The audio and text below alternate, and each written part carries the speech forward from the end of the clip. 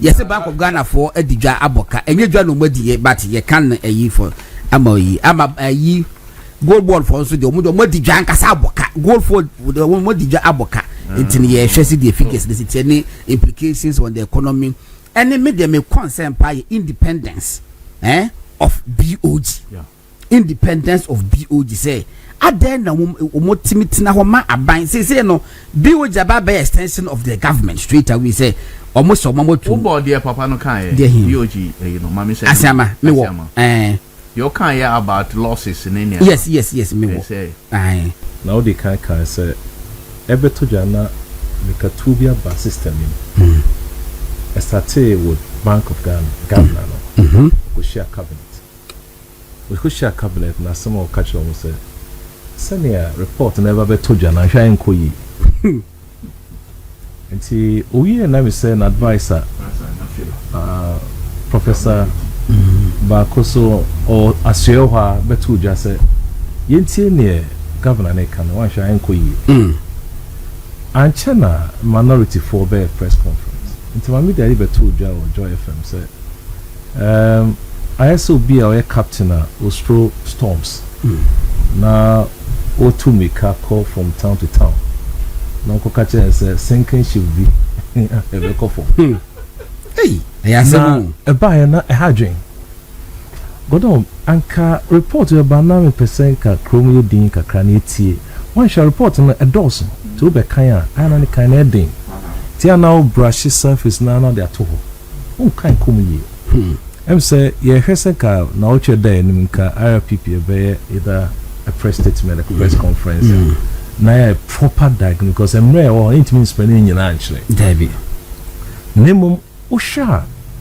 The entire picture of the report, we can say a deeply troubling central bank. Prof. Fachemi. Mame more Asiama dear no na take you off na mansa ain't to Fachemi pa. Et yanko boss ade na yinti di okan. But what they are doing now, one of the problems and which is a line when you look into Bank of Ghana's financial statements. You know, there's something they have there called exchange losses. You know, it's contributing to the losses they are making. So there's no efficiency. You know, so whereas they said we are increasing gold reserves or whatever, how about the cost in terms of liquidity management that they are incurring? So our point is that do things efficiently.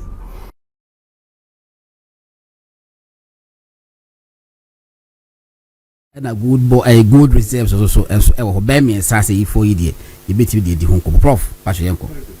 Intimika say picture in your financial statement a troubling a picture of a central banker or sustained financial distress.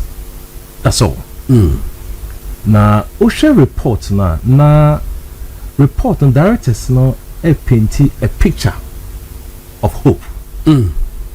But we have proper analysis of the reporter who Nima Miensa who say systemic failures.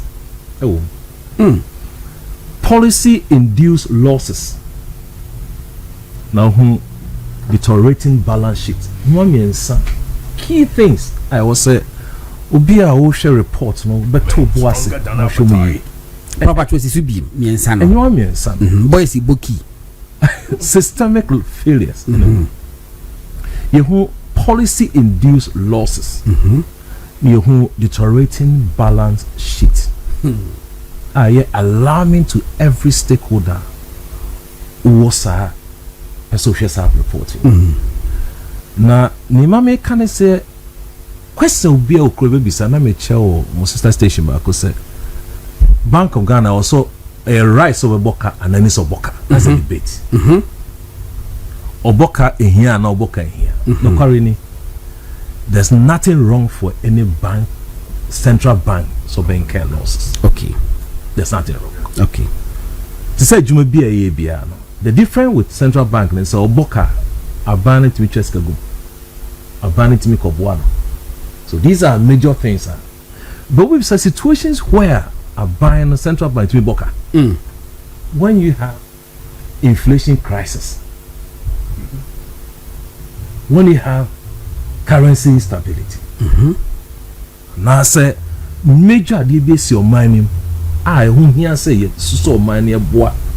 Tell no do sa state na kanya problem. Na o de 2 year economy ho a bisa on say nyima me ensa no. Emu de na 2 yen tell say make loss.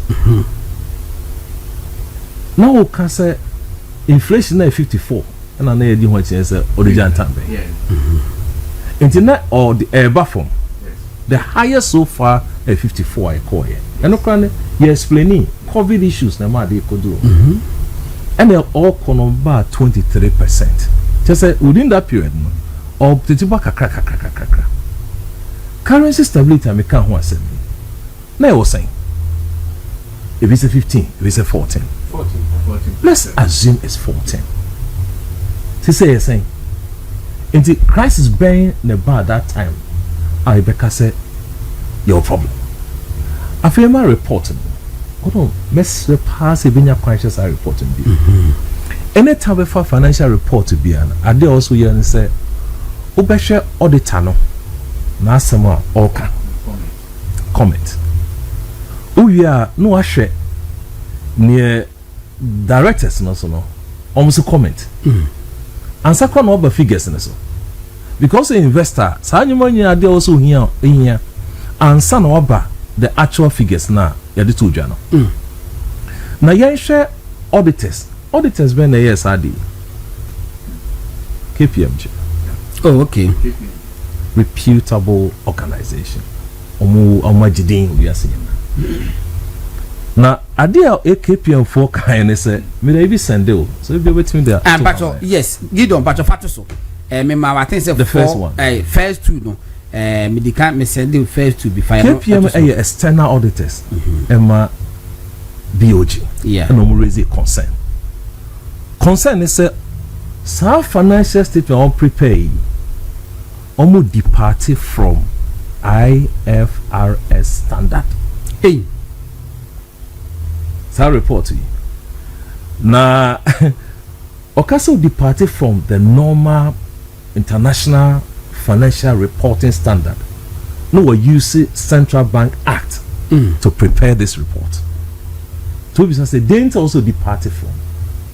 So say no person or you say a company first will treaty the items because your international standard they prepare financial statement and reporting. But the beginning yeah they are reporting. Bakona ya chose A1 no.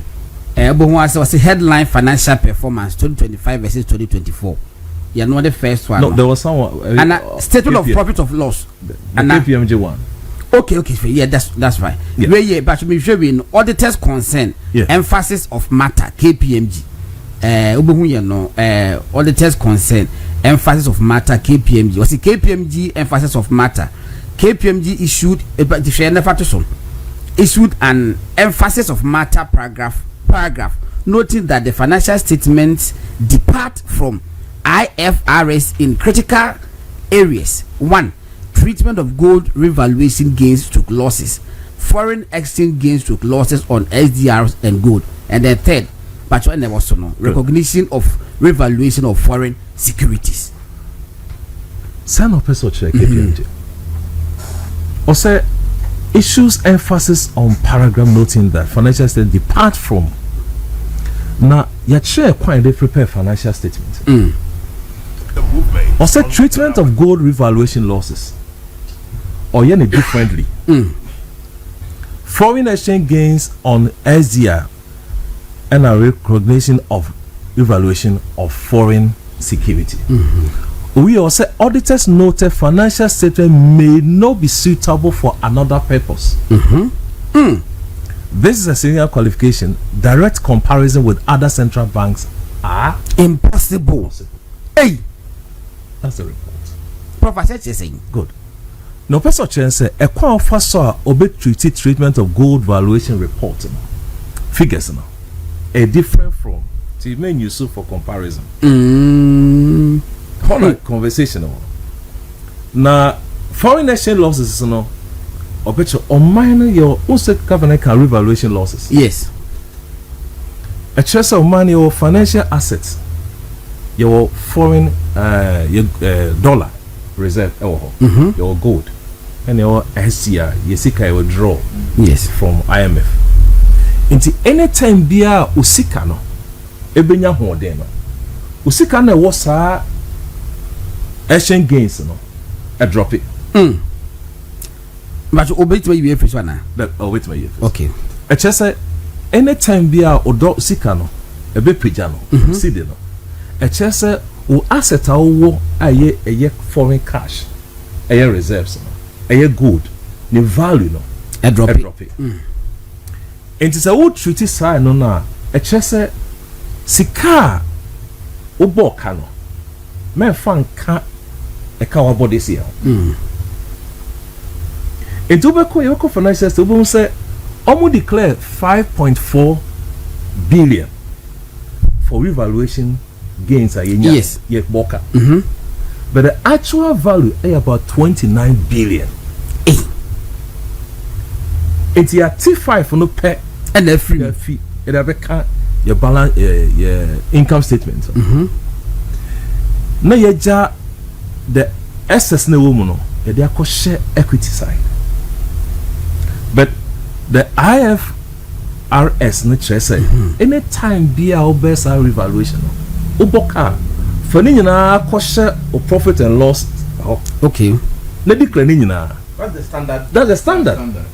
By the way, you be no the the equity because ordinary sure the loss I 15 billion ever call almost to 40 billion to audit it Baboki what on from Cranford in Yombia ke atia fe atio nana so ko se ukromo ya bibia ya be se ukromo di apie ukromo di apie sa na mo ya so mo di hide yes into what 23 billion or they are called to equity side to who say the profit no be show I show only 15 Jessica no 5.4 what be count one and 15 billion your loss but actual figure supposed to have 40 almost 39 point something billion as a loss okay property we want an account that be okay they record until on first one the will be the last one okay and if other one to some mine Omariam and run Dr. Gideon Boako and Dr. Amin Adam what is it serious hey this is serious much it's no sure property we are we okay interest income sika enyaye abani jumodie 8 billion income that I feel share revaluation loss 5.4 I was saying 29 it's like 29 I didn't know I was going 29 say losses say see the page I no you see kai what the foreign I also ya boka no yeah so say declare ni nyina okay it also departed from the normal no to be used we pay 5.4 why you see departed that's what and the case but is it lawful it's not because also cannot be compared with any other it's impossible let's say and you say this is report from KPMG so far reporter read the auditor's consent first if you have ever management so directors Minister of Finance into share the figure 15 billion I was saying more than that loss for the year no for the year 15 15.6 so the economic loss na kasana almost have 39 now you share auditors directors report to the Minister of Finance okay also the company is the central bank is a going concern. The director has said that the bank will remain a going concern based on projected micro recovery and recapitalization MOU with the Ministry of Finance signed January 6 January 2025. Papa, so what the mommy? Debbie. Okay. Oche said central bank ever continue a going concern. Now campaign will declare losses. Nothing equity acco into negative. We are then friend who say you're going concern. It's not about insolvent no. Negative equity almost 90 billion. Just say me Tom Japadi am winning na me car me was me the car one. Just say me somebody car 93 billion. Game over. So you charge Japadi in na me. That's the negative equity. Negative equity 95 no can. 93 sorry. About 60% from Nkrumah time up to the Akufo-Addo Ejai every. Na Mahama no back or also back 4 years now. 1 year no. Why 30 difference of 34 no okay no equity negative equity no. Negative equity no no 1 year. So between 2024 to 20 I increased it by 35 or so. Now the meaning is that 35 and you 23. Yes. At the back 16 no 15 no 15 no. That's the meaning. Now the account the actual equity in 93 is 70. Okay. Why? I didn't. And no more so more that's the whole losses no 1 year at the akoshe equity no more to say BOG. So they say Nti emraba no jina so no a and no can also odi party from there. But prof na accounting and finance. But can you depart from standard procedure calculation formula obeta depart? Your internal obia standard a 1. Sana yeah will when enter mass you plan. It's a very board mass. Into the actual loss the equity nankasa. And you know it should be 70. Now this are 23 now become 15 no. And so into when who so boka almost 39 billion. Yes. And yet to 15 billion. Hey. Look. Enti Ose ministry no assign contract with the Minister of Aban Finance so be boam because ne ho chi no. Onya recapitalization. Enti Aban the central bank is on oxygen. Assign MOU with the government Minister of Finance so be boa discover. Scan and call it. Almost sign on the 6th January. And when they discover the coin, Minister of Finance na be recapitalized but BOG. The almost sign MOU. Yes. For recapitalization. Okay. With Ministry of Finance. Okay. So Bank of Ghana signed. Okay. In 2025 for help. From finance ministry. Yeah, because that's the equity I can say negative or record it or make it losses. And this document is there. 93 billion. Now, Bank of Ghana said in their statement, directors said there was a policy solvency. But that is as a banks also commercial banks in your issues. Now more compare more for the bank the support liquidity support. Yeah. Central bank no what ya 93. About the commercial banks in their liquidity support. It's a picture of deeply troubling central bank. Or the report or the support requests are coming of finance for help from the finance ministry in January. Hey, also a report to him. Isn't there report? My end I read the director's report to me. Oh, Mr. Obianka is a report. It's so bad. Policy solvency or Klimusa still or a solvent in the report to the Minister of Finance. Only power recorded a negative what we can say is solvent. Negative equity of this amount. So you supposed to misleading. Because your income for operations is 22 billion. And now of course of about open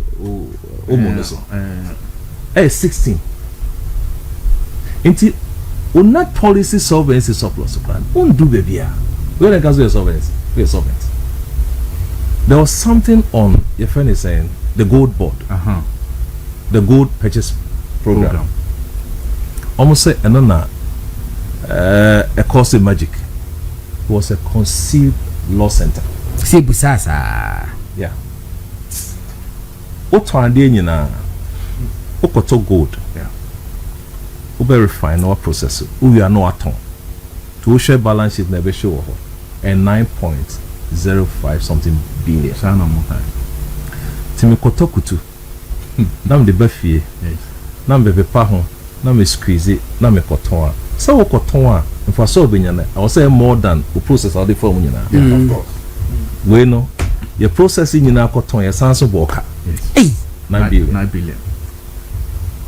Gold. Now omo issue you say surplus of 5 billion and also profit of 909. Even figure no cry even confused. Even say 3. No, almost this is surplus any profit.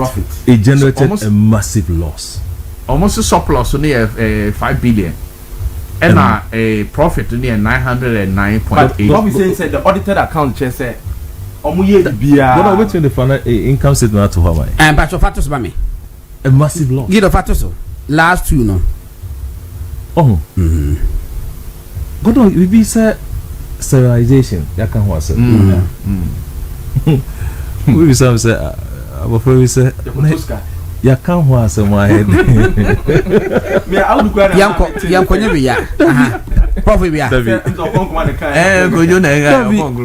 So for next one to so. I say go deal loss of 2025 any. No, obeko bad. Yeah. Ya bi ya. Headline financial performance. Anyway. Okay, the next one I think income statement. Or the end to us. Okay. Matime. Sterilization. I heard din kese a netie na ntia as an heading. Sika kodi obi nsam. The person will scanning back. And no. Yes. Process na sterilization. To bear then wa kodi scanner feel nya concern. O target nso person inflation e ba for. Because scalable on crofon sema ema akoso. It no be nsema mean to call ema ofie. Ema just scanning feel. To make call bank, commercial banks. Yeah. No ma raise other instruments. I say bank na bond business say. So we chance yeah. Profit, interest. It is in one or two so costra a maboka. Yes. In attempt of retrieving money from people, the system with the idea of controlling inflation, it's costing you a cost of 16 billion. 16.7. In the chest, your policy to control inflation is wrong. Don't attempt to control inflation. Remember DDP? Almost said DDP na causes are there. But we'll come back to that. All right. So, open my inflation figure. Patribiana. Then stay on this for we can make it. And then the unfortunate time they beat you also. Hold on. Yeah, maximum 3 minutes. Yeah, no, mommy, we are not here revaluation. And I'm me. Hold on, we are 12 minutes. So, my profit in Castle. Yeah, there's another program coming. But that's 10 p.m. So, sterilization cost. A problem. So, who just can think of for Boka? Yes. A child says how policy out to control inflation. It's not working. Because the more you do, the more now Boka. Pacho, is that the only way to control inflation? Say, sterilization.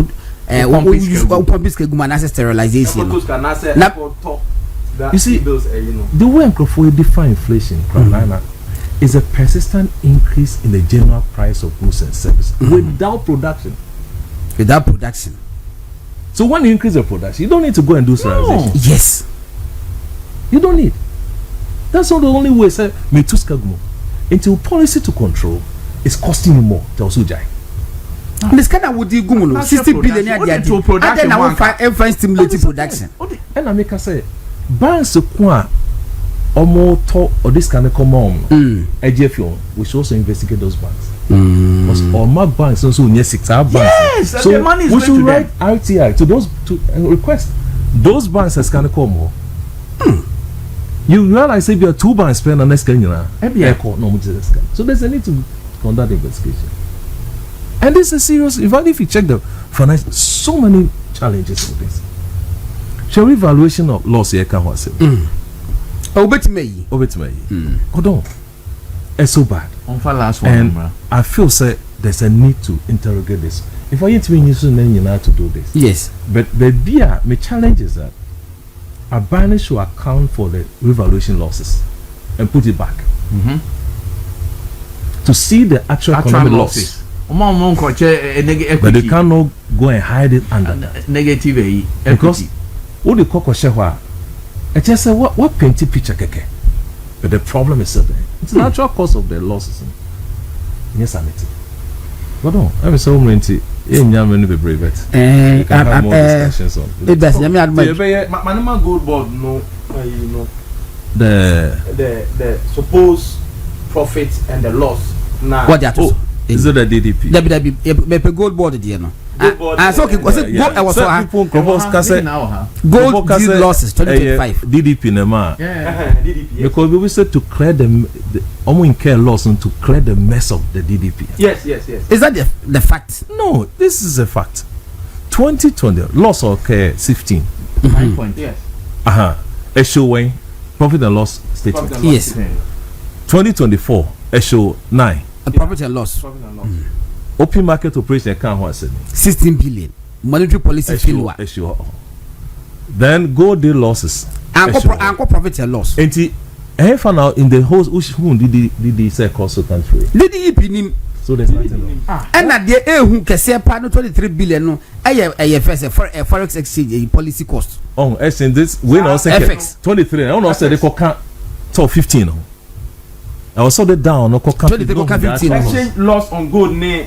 Yes. You know. That is the figure when on the high. FS policy cost. SDR ne OCI. Okaboma. Ni na 23.2 the back 15.6 no. That should give the actual loss. The FX policy cost no. Yes.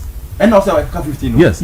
That's the revaluation. That's the losses on my making. At any time Usika no also did see the enya hoden no. Usika wo reserves. Gold no value and paper wise. Oh wait, send away man. I was said drop it. They drop make losses on. I understand the calculation where baby I 44 per year. It's a whole also the count. So 23 should be added to that figure. And that's the normal. That should be the actual loss which have declared. 23 plus 15. Yes. That would be 38. But almost 39. There's another figure be almost 39. Yes. That should be the actual cost. Actual loss. Losses. I said lost 2025. Yes. Peter, at the quarter who has said no lost back 2024 no nka 2015 2025. That's 15 plus. This is not confidence yes. Yeah. That is prof loss. O de near where ka ho a 2025 the way wo 15.6 wo. Yeah. And na almost cost 16.8. And na last one no exchange loss. We no way expenditure. The system almost cost no. And now operations that cost you and no is found in the SIV expenditure. Okay. But the 15.6 plus 23 should give you the actual economic loss. And I'm certain why? Because the other losses are officer you should not be part. To say gold deal losses no the gold deal losses are part of the I know you fan count. Okay. But you wanted to share say DDP and we can't see DDP anywhere. But then over the actual loss in Kenya, the 15 plus the 23 should be. But why is the almost cost no explain to 16 points now more did bring inflation down? No, why is it should not be part? Why no, another call expenditure. Operations. Okay. Say Sika your boy. Okay. And I see my about gold deal losses. About my manager did be when I was saying and yet the Bank of Ghana didn't not property buy. One more say said DDP kana yabo boni DDP kan and unye and more being telling me guys work can figures we na because of DDP. Okay, Matthias, so if the almost cost number call expenditure gold deal losses no so also no baby the gold deal what on idea expenditure and then that should also be added to the 23 and the 15. Which one? No, for now the issue is exchange losses no a call more than a cost but they call far just 5 point something and know from that make sure 5 point something. Okay, so the can way one is about exchange rates you lose almost 29 billion. Okay, but the issue that is stratified is say Yenfa 15 plus 23 almost 39 billion the loss I was thinking. Okay, unfortunately you hold on Peter me part even others more there could be more me that's it bebre e ka ho unfortunately